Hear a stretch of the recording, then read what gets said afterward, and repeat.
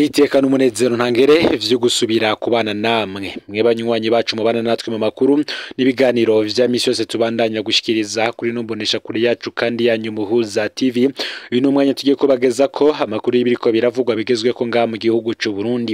Amakuru tuzagugaruka hari ni kubiriko biravugwa mu gisata ca politike, impinduka umukuru w'igihugu nyene Cobero Evariste Ndayishimiye yahejeje gukora ndetse no mu gisata c'imigenderanire n'ayandi makungu.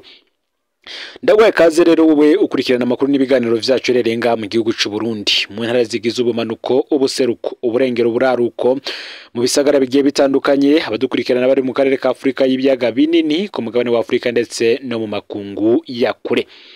Mu mwanya muto uheze inyuma y'imyaka 2 n'amezi 3 ari muri ayo mabanga yaragenywe kandi n'ubundi n'umukuru w'igihugu nyene Cobero Evariste Ndayishimiye ahejeje gukurwa muri ayo mabanga.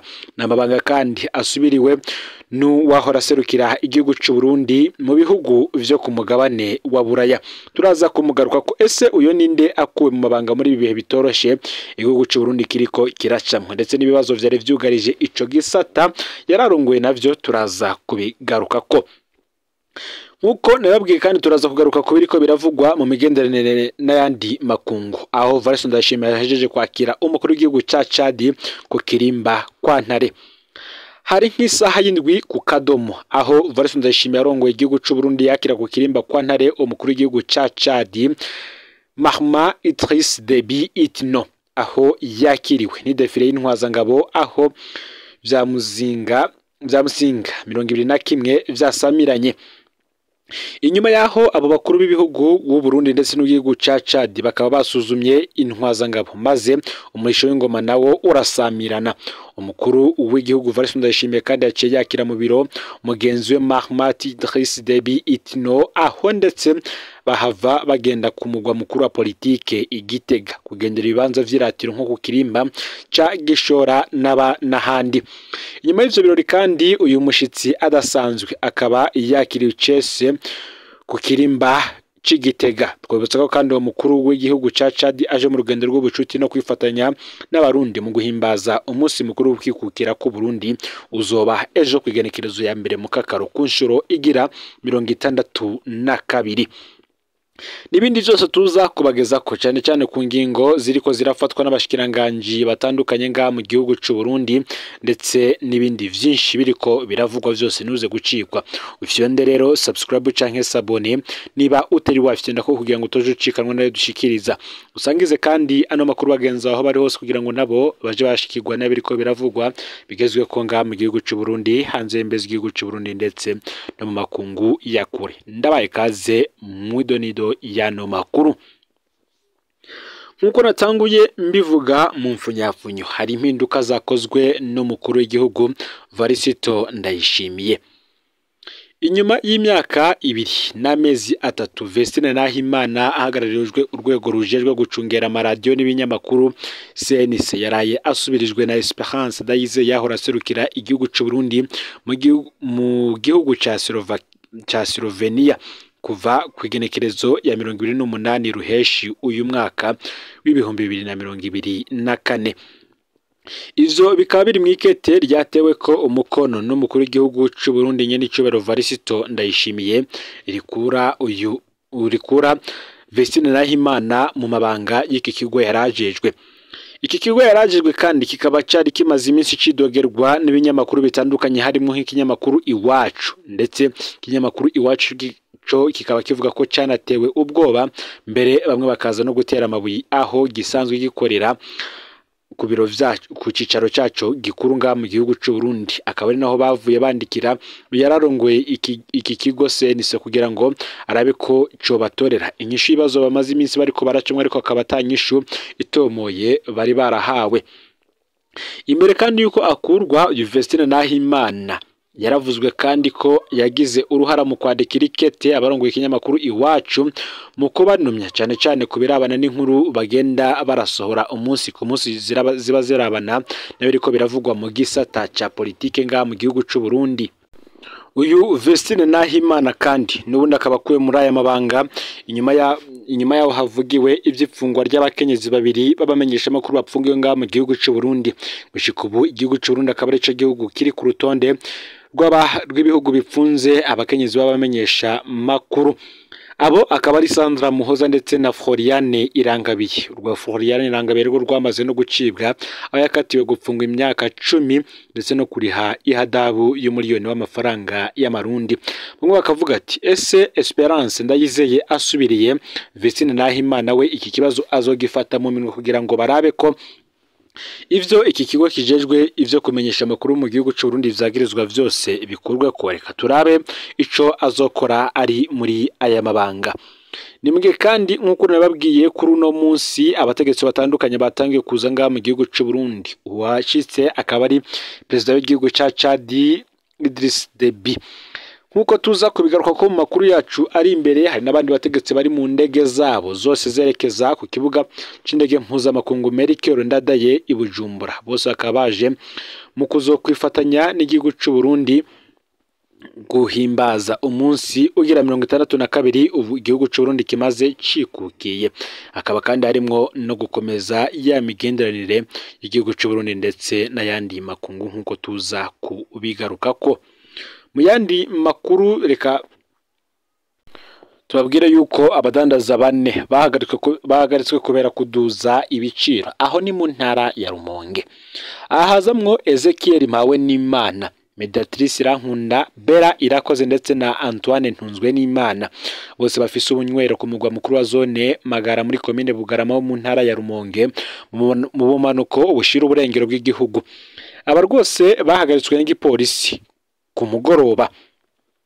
Bikeko ko icyaha cyo kuduza ibiciro ku binyobwa vya Braludi icupa rya Primus nk'akarorero rigurwa 3,000 y'amarundi. Hakaba kandi hongewe ko amafaranga 500 ku giciro ca leta. Abo uko ari bane bose bapfungiye mu gasho k'igipolisi ca Magara mu kurindira ko amatohoza asozwa. Ababo bakaba basaba ko bobo borekugwa.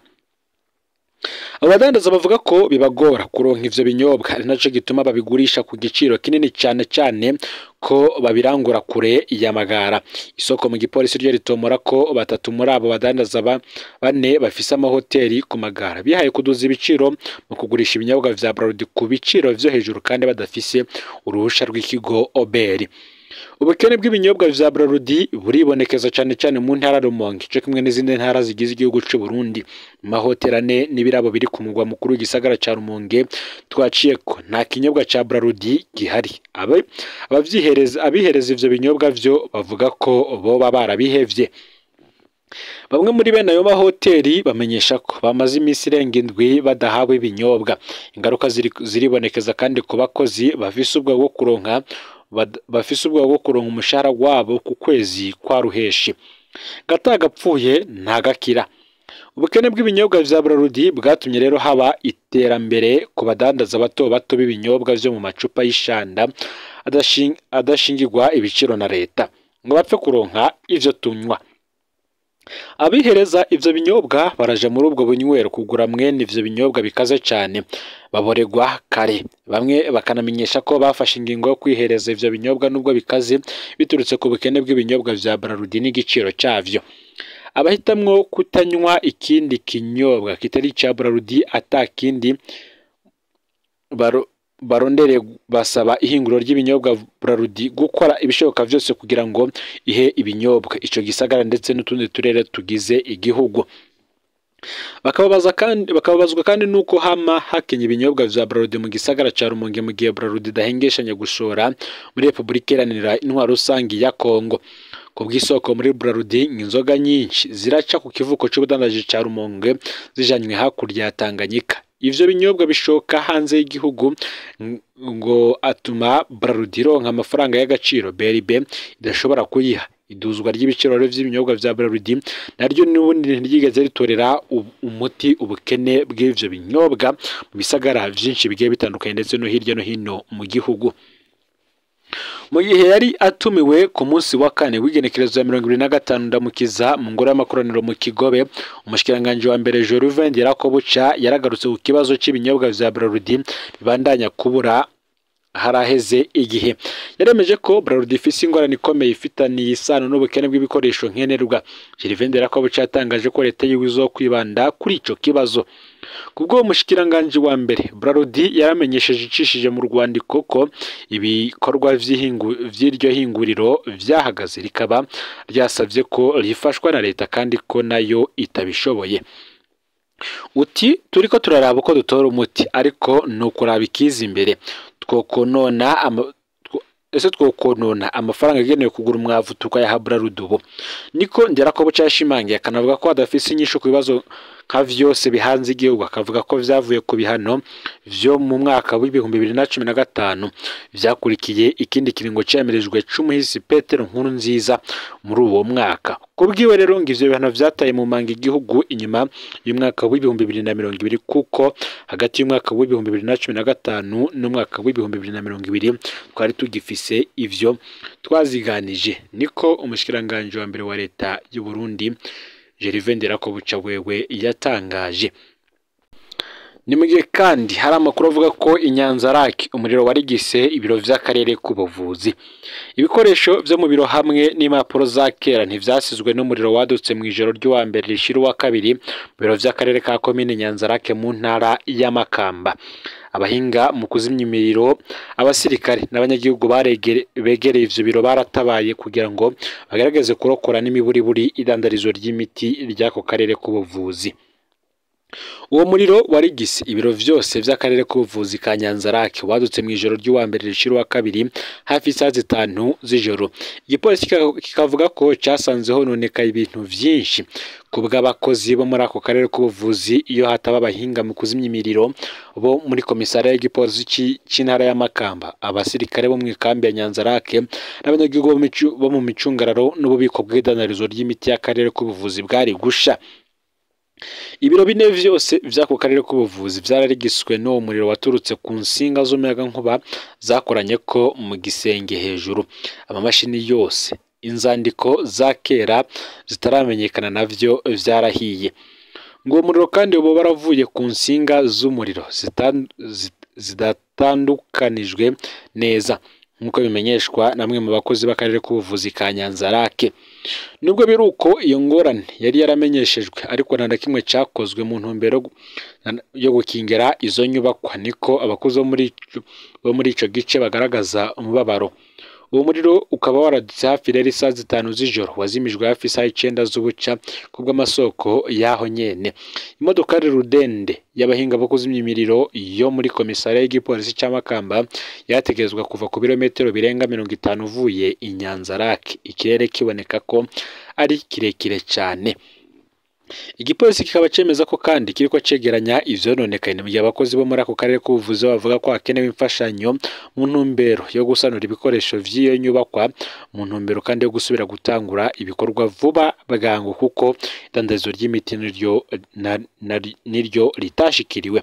Ngaho rero amakuru yaragizwe ko muri kano kanya ufyonde subscribe canke sabone niba utari wafyondako, naho kandi usangiza no makuru bagenzi aho bari hose kugira ngo nabo baje barashikirwa n'abiriko biravugwa bigezwe ko ngaha mu gihugu c'u Burundi, hanze y'imbizi igihugu c'u Burundi ndetse no mu makungu ya kure. N'Umuhuza TV, Imana ibahezagire mu bikorwa vyanyu vya misi yose muriko murakora.